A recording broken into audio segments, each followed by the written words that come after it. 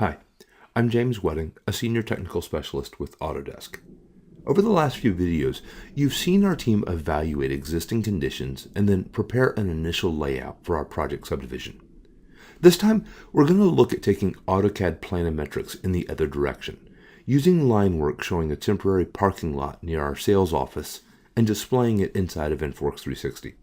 Then we'll look at some basic ground surface manipulation in InfraWorks and some of the tools available for adding life to an InfraWorks scene, trees, landscaping, that sort of thing. This one will be pretty short, so don't doze off. First, I'm in AutoCAD Civil 3D. I've used standard AutoCAD commands to draw in a temporary driveway from the back of the proposed road and marked out the parking lot on the setback area using Autodesk Vehicle Tracking. It's a bit oversized, but I'll live with it.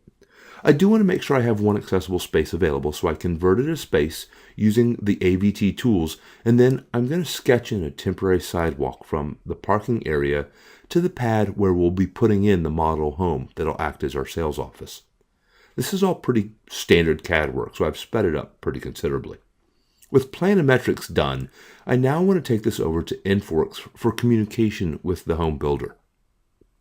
Typically, when I want to be able to control the display and style of CAD information, I want it as separate files in InfraWorks 360, as separate data imports. So to do that, I use the map DWG to SDF command.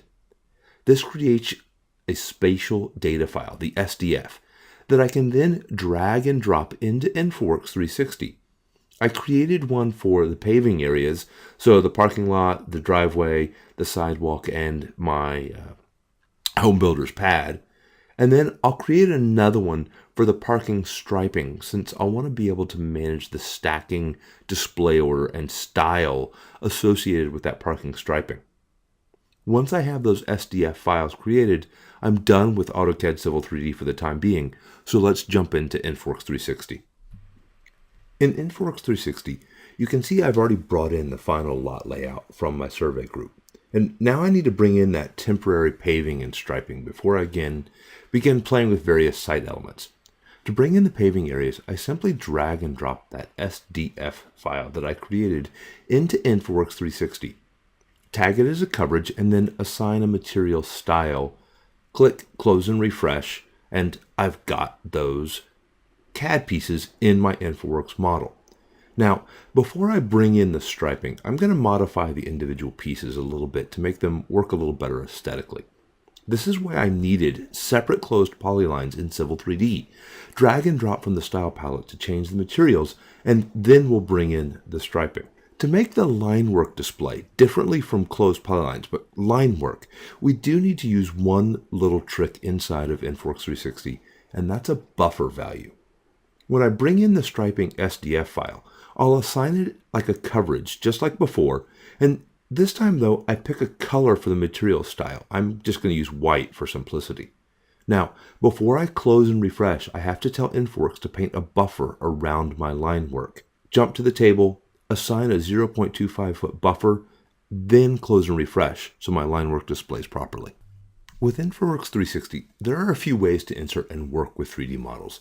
They can be city furniture, such as predefined buildings, benches, cars, hydrants, what have you.